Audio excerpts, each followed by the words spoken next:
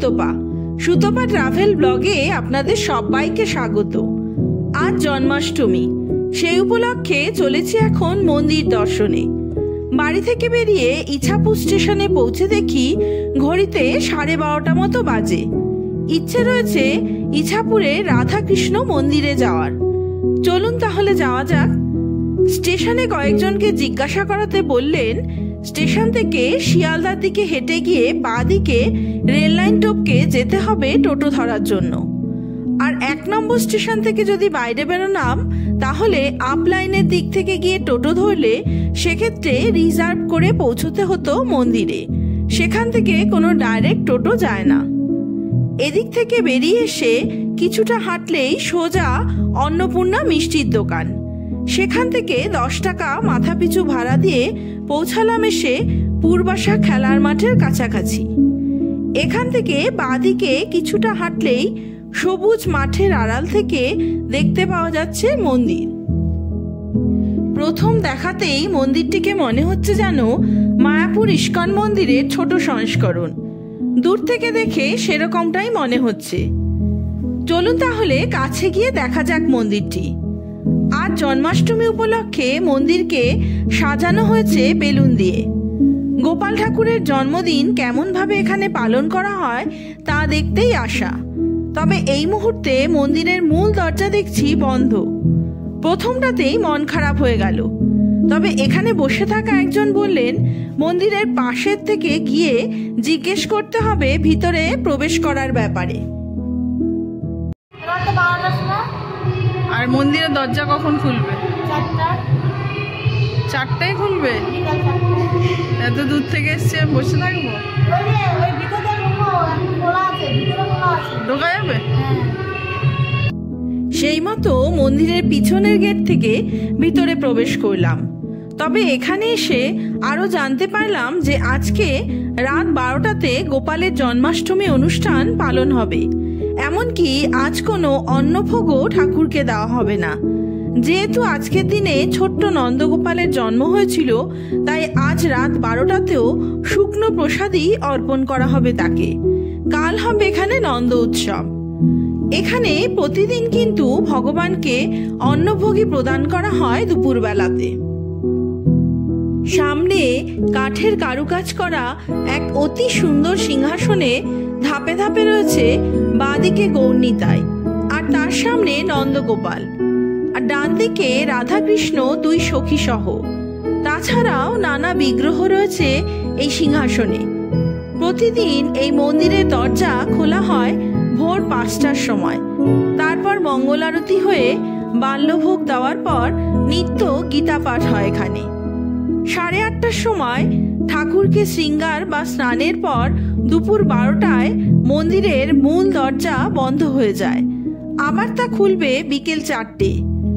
রাত 8টায় সন্ধ্যারতির পর 9:30 নাগাদ পুরোপুরি বন্ধ থাকে এই মন্দির। তবে ভগবানের সামনে ভক্তদের বসার জন্য রয়েছে এক প্রশস্ত জায়গা। সবকিছু মিলিয়ে মিশিয়ে মন্দিরের ভিতরটা খুবই সুন্দর, যেখানে বসে থাকলেও মন ভালো হয়ে যাবে। তাই সামনের দরজা বন্ধ থাকলেও দুপুর 12টার পর মন্দিরে প্রবেশ সম্ভব। তবে এখানে এসে দুপুরের ভোগ প্রসাদ গ্রহণ করতে চাইলে 2 দিন আগে মন্দির কর্তৃপক্ষের সাথে যোগাযোগ করতে হবে এই ফোন নাম্বারে। মন্দিরে নাম সংকীর্তন আরতি করার জন্য রয়েছে নানা ব্যবস্থাও। তবে আজকের আয়োজন অন্যান্য দিনের তুলনায় সম্পূর্ণই আলাদা। এই মুহূর্তে দুপুরের ভোগের জন্য ভগবানের সামনের পর্দা টেনে দেওয়া হলো। কিছু সময় পর আবার তা খুলে দেওয়া হবে। এই সময় চলুন তাহলে মন্দিরের পিছন দিক থেকে ঘুরে আসি।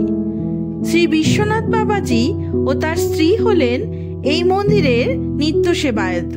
এনারা প্রতিদিনই ভগবানের জন্য নিত্য পূজার আয়োজন করেন। আর এই হলো ভগবানের রান্নাঘর। আজ যদিও ভগবানকে অন্নভোগের পরিবর্তে ফল প্রসাদ দুধ নিবেদন করা হবে, চলছে এখন তারই আয়োজন।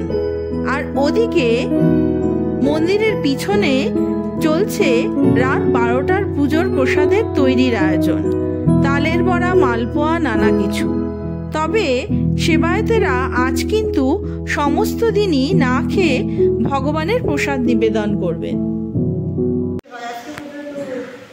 দুপুরে ভোগ আরতি হয়, আরতি হয়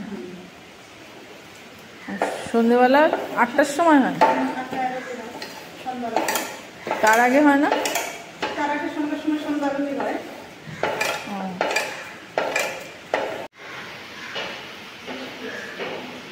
হ্যাঁ, বৃষ্টি পড়ছে। বাড়ি কোথায়? কাছাকাছি? রোজ ভোগের রান্না আপনারাই করেন? ও ও ও, ওই দিদি রোজই করে?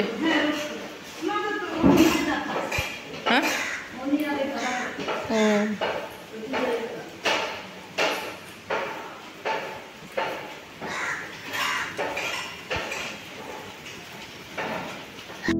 আর এই রান্নাঘরটি হলো বড় অনুষ্ঠানে যখন প্রচুর ভক্তের আগমন হয় তখন এখানেই রান্না হয়। এরই পাশে আবার মন্দিরের নিজস্ব জমিতে চাষাবাদও হয়। ওদিকে চলুন মন্দিরে ভোগারতি শুরু হলো কিনা দেখা যাক। তবে এসে দেখছি আর কিছু সময়ের অপেক্ষা। ভগবানের ভোগ গ্রহণের পর খুলে দেওয়া হবে পর্দার আড়াল।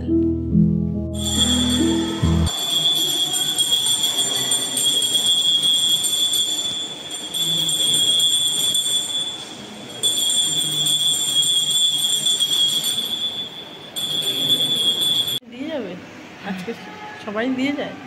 হ্যাঁ, দিয়ে। তারপর রাতে এখানেই পূজা হবে?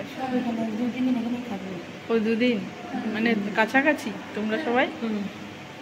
এই আমি চলে গেলাম।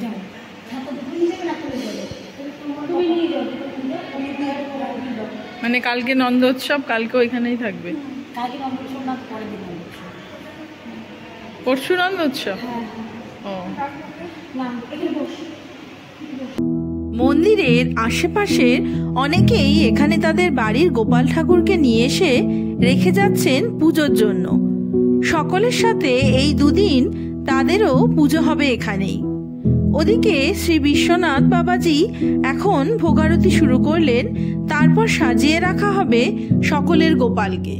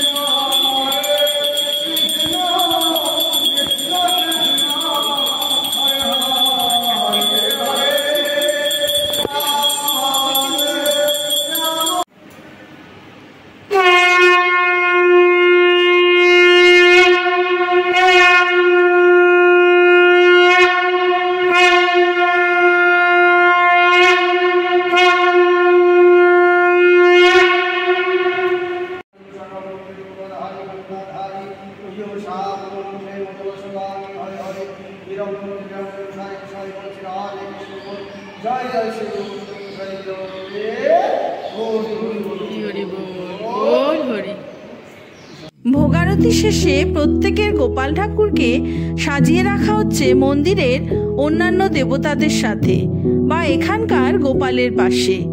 প্রত্যেক বিগ্রহই আজ রাত 12টায় সমস্ত নিয়মকানুন রক্ষা করেই পূজিত হবেন। সাধারণত বৈষ্ণব মতে সকলের বাড়িতে আজ রাতেই পুজো, এখানেও এই নিয়মের ব্যতিক্রম নেই। তবে বাড়ি থেকে এই মন্দিরে এসেছিলাম আজকের বিশেষ অনুষ্ঠান দেখার জন্য। অনুষ্ঠান দেখতে না পারলেও মন্দিরে এতটা সময় কাটাতে পেরে সত্যি মনে এক অন্যরকম অনুভূতি হচ্ছে। মন্দিরের পরিবেশ ভীষণই শান্ত ও নিরিবিলি, তাই বাইরে থেকে মন্দিরের দরজা বন্ধ থাকলেও বেশ কয়েকজন মন্দির চত্বরেই বসে রয়েছেন এখনো। তাদের অনেকেই নাকি বিভিন্ন মন্দিরে ঘুরে সমস্ত দিন কাটিয়ে বাড়ি ফেরেন। মন্দির দর্শনও জীবনে এক অন্যরকম প্রাপ্তি লাভ। চলুন তাহলে আজকের মতো মন্দির ও ভগবান দর্শন হলো। এবার নিজে যেহেতু বৈষ্ণব ধর্মাবলম্বী, তাই তিলক কেটে এখানকার প্রসাদ নিয়ে বাড়ি ফেরা যাক। তবে এবার একটু জেনে নেওয়া যাক এই মন্দির সম্পর্কে কিছু কথা।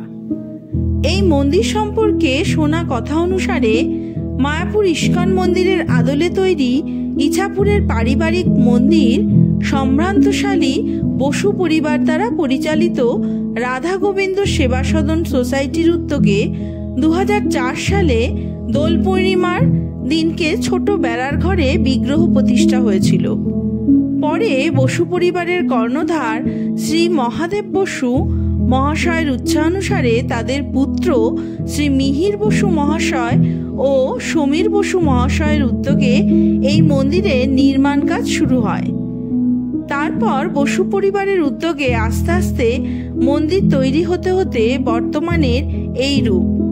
2022 সালে দোল পূর্ণিমার দিন এই নতুন মন্দিরটি পুনরায় নতুনভাবে উদ্বোধন করা হয়েছিল মহা সমারোহে। মন্দিরের দুপাশেই স্বল্প পরিসরে জায়গা রয়েছে পিছনের অংশে যাওয়ার জন্য।